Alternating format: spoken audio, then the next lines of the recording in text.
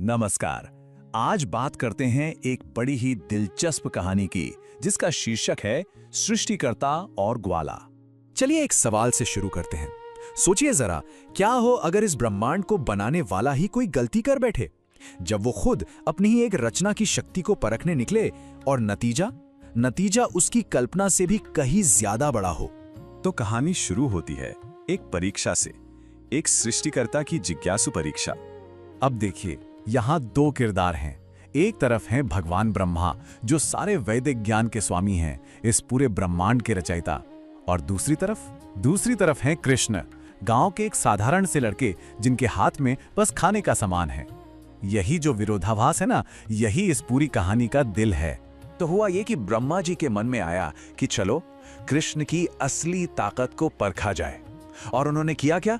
उन्होंने कृष्ण के सारे ग्वाल दोस्तों और उनके बछड़ों को चुरा लिया और कहीं छिपा दिया। और बस यहीं से पूरी कहानी घूम जाती है। तो ब्रह्मा जी ने तो अपनी चाल चल दी, पर कृष्ण ने इसका जवाब कैसे दिया? यहीं से तो कहानी में असली मोड़ आता है। यह है अकल्पनीय विस्तार। कृष्ण का जवाब तो शायद किसी ने सोचा भी नहीं होगा। एक पल में, सिर्फ एक पल के अंदर उन्होंने खुद को जितने भी लड़के और बछड़े गायब थे उन सब के रूप में बदल लिया। एकदम परफेक्ट कॉपी, वही शक्ल, वही आदतें, सब कुछ हूबहू। और सुनिए, ये कोई 1-2 मिनट का खेल नहीं था। ये दिव्य लीला पूरे 1 साल तक चलती रही। जो असली लड़के थे उनके लिए तो ये बस एक पल जैसा था, लेकिन असल में ब्रह्मांड के हिसाब से पूरा 1 साल बीत गया था। और सबसे कमाल की बात तो अब हुई। वृंदावन में उन बच्चों के माँ बाप और गायों को इन नए रूपों से पहले से भी ज्यादा प्यार होने लगा। एक ऐसा गहरा लगाव जो वो खुद भी नहीं समझ पा रहे थे। उनका स्नेह बढ़ता ही जा रहा था और किसी को पता नहीं था कि ऐसा क्यों हो रहा है। और अब आता है कहानी का वो हिस्सा जहां ब्रह्मा जी को सब कुछ समझ आता है। ये है ब्रह्मा की ज्ञान भरी प्रार्थना। जब 1 साल बाद ब्रह्मा जी वापस आए और देखा कि सब कुछ वैसा का वैसा ही है, तब जाकर उन्हें अपनी भूल का एहसास हुआ और उन्होंने प्रार्थना की, मेरे प्रिय भगवान, अब यह साबित हो गया है कि मैं आपको समझ ही नहीं सकता, जो मेरे सामने एक बच्चे के रूप में खड़े हैं। उन्होंने माना कि कृष्ण को परखने की ये जो कोशिश थी, ये बहुत बड़ी धृष्टता थी जो उनके अपने घमंड से पैदा हुई थी। मतलब, मैं सृष्टिकर्ता हूँ, ये अहंकार इतना हावी हो गया था कि वो अपनी ही रचना के स्रोत को भूल बैठे थे। तब ब्रह्मा जी ने अपनी और कृष्ण की शक्ति का अंदाजा लगाया। उन्होंने सोचा, मैं तो बस एक ब्रह्मांड का रचयिता हूं और कृष्ण, वो तो ऐसे करोड़ों ब्रह्मांडों के स्रोत हैं। मेरी ताकत तो फिर भी नापी जा सकती है, पर उनकी शक्ति का तो कोई हिसाब ही नहीं है।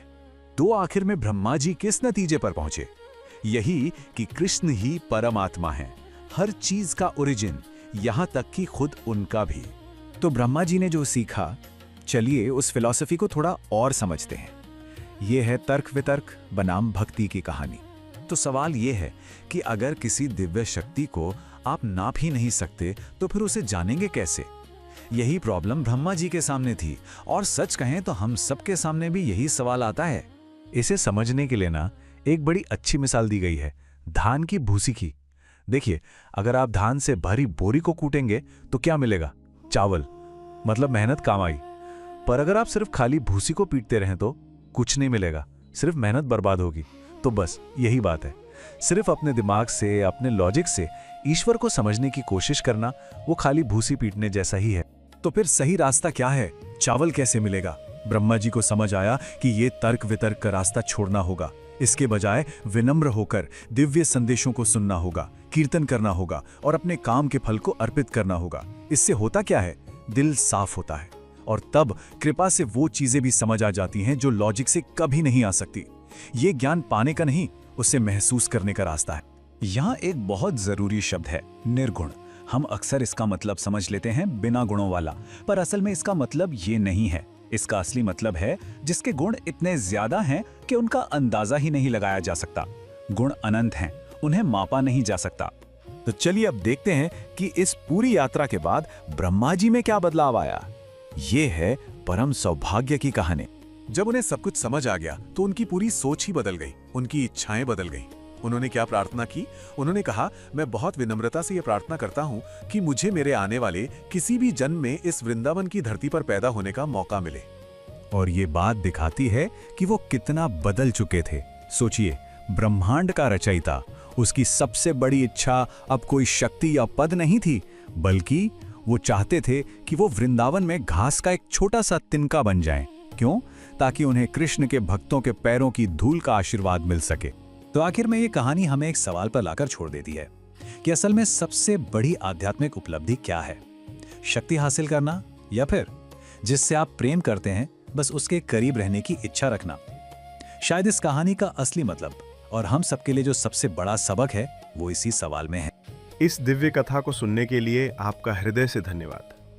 यदि यह कथा आपको भीतर तक छू गई हो तो कृपया चैनल सनत श्रुति को सब्सक्राइब करें, वीडियो को लाइक करें और नीचे कमेंट में अपने विचार अवश्य लिखें। ऐसी ही और सनातन कथाओं के लिए हमारे साथ जुड़े रहें। जय श्री कृष्ण।